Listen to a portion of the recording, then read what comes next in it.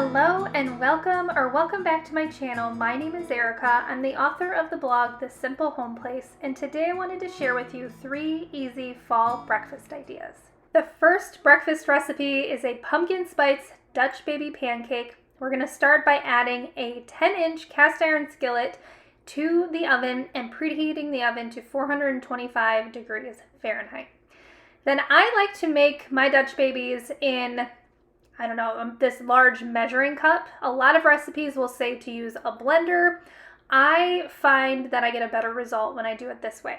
So that's what we're going to do. So I'm adding 1 cup of all-purpose flour, a 1/2 teaspoon pumpkin pie spice, 1/4 teaspoon cinnamon, a 1/4 teaspoon of salt, and then I'm going to mix that all together.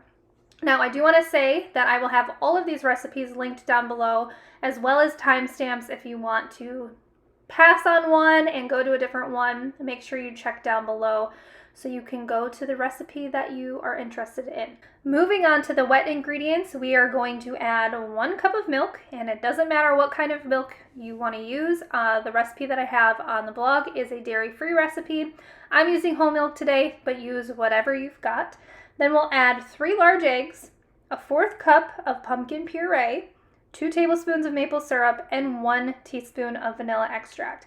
Now, if you don't have maple syrup, you could use regular sugar too, that's fine.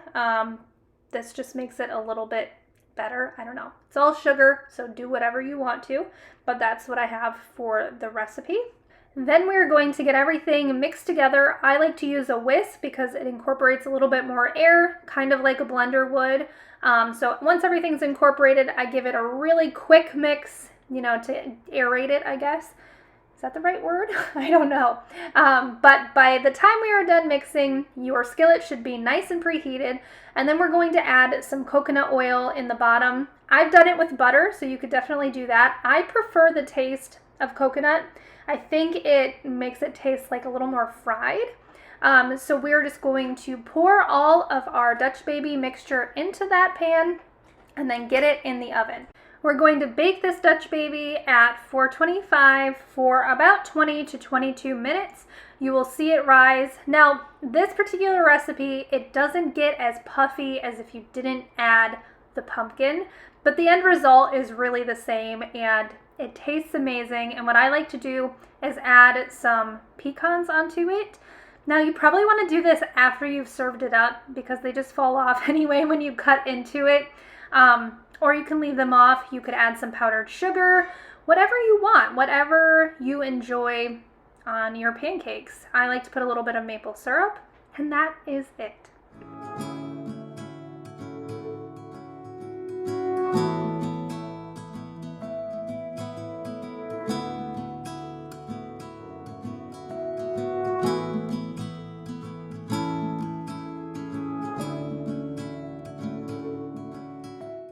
Next up is a savory breakfast dish, and that is a sweet potato and sausage hash.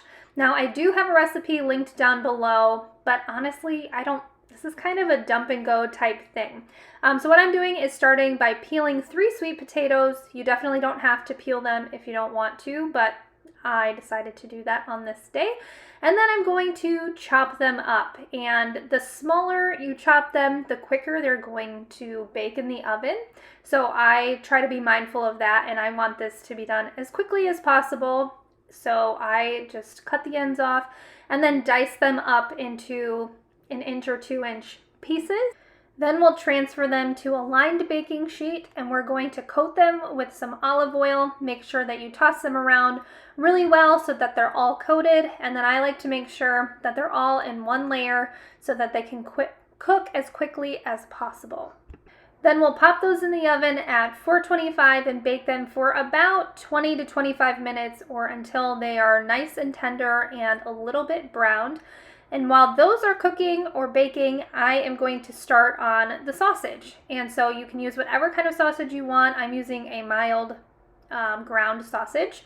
And we'll get that all nice and cooked up and then add in a few onions. And that is basically all we need to do to that. Then once the sweet potatoes are done, we're going to pull those out of the oven and get them in with the sausage. Now, before you add the sweet potatoes, make sure you drain any fat. And then I just like to take the parchment paper and slide them right in there, and we'll get them all mixed up.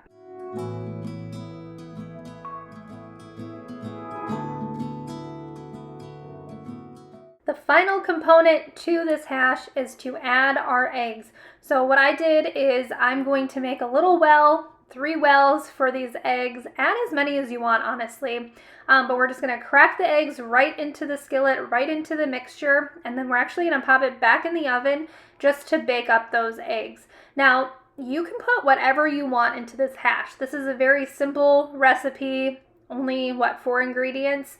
And you could add whatever you want in there. Peppers would be really good. I didn't have any on hand, but again, those would be good. Just sky's the limit, whatever you want to add in. Then when you've assembled everything, pop it into the oven, again at 425. I bake these for, I want to say about 10 minutes. Just keep an eye on them, cook them to however you like them. You could even scramble them up into the hash if you wanted to. And what I like to do even is once, I just showed it to you like this, but I like to actually mix it all in so you're getting egg in every bite. Third and final recipe is an apple cinnamon baked oatmeal, and we couldn't forget about apples. I feel like pumpkin always is such a big thing during fall, but it's apple season as well. And so this baked apple oatmeal is super good. I'm starting by chopping up some apples that I have on hand. You can use whatever apples you want. These are Fuji apples because that's what I had in the refrigerator. Typically, if you're baking with apples, you want a heartier baking type apple, but use what you've got on hand.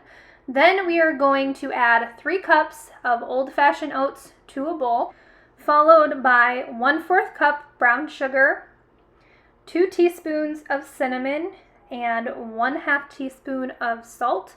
Now the recipe later on when I do the wet ingredients is going to call for a 1/4 cup of maple syrup. If you don't have that, then I suggest adding 1/2 cup of brown sugar to make sure that it's sweet enough. Then we'll add 1.5 cups of whatever milk you prefer, followed by that 1/4 cup of maple syrup, then 3 large eggs. And I'm also going to add in a little bit of flaxseed. I have ground flax, totally optional, but I had it in the fridge and I wanted to add that in. And then we'll do a 1/4 cup of melted coconut oil. Now I thought mine was melted enough, but it wasn't, so I just did a little bit shy of a 1/4 cup. You could also do vegetable oil or olive oil. I bake a lot with olive oil just because that's the oil I have on hand. So any of those should work just fine. And then a splash of vanilla. We're going to mix that all up, make sure it's nice and incorporated, and then add in those chopped apples. I don't think I said this, but you want a cup of chopped apples. That was the equivalent of 1 medium-sized apple. If you want, you can add a little bit more into there as well. Totally up to you. I'm just going to stir that one more time. Then we'll get it into a greased 8x8 casserole dish. And then I remembered that I had some walnuts, so I'm gonna go ahead and just break them apart with my hands and incorporate them into the oatmeal. This is, again, totally optional. A common theme that you might notice if you watch a lot of my videos is that I like things that are flexible and that you can customize to your own liking and to use the things that you have on hand. So customize this recipe however you see fit as far as the flavors and the add-ins, and it'll be great either way. So we are going to get this baked up at 350 degrees for about 25 minutes. And there you have it. So those are 3 cozy fall breakfast ideas. Hopefully you draw some inspiration from these. They are all super simple, very easy to make, and they just have the flavors and essence of fall, which I really enjoy. So thank you so much for being here. I really appreciate it. If you want to see more videos like this, be sure to subscribe to my channel and hit that bell notification so you're notified every time I upload a new video. And I hope you have a great rest of your day.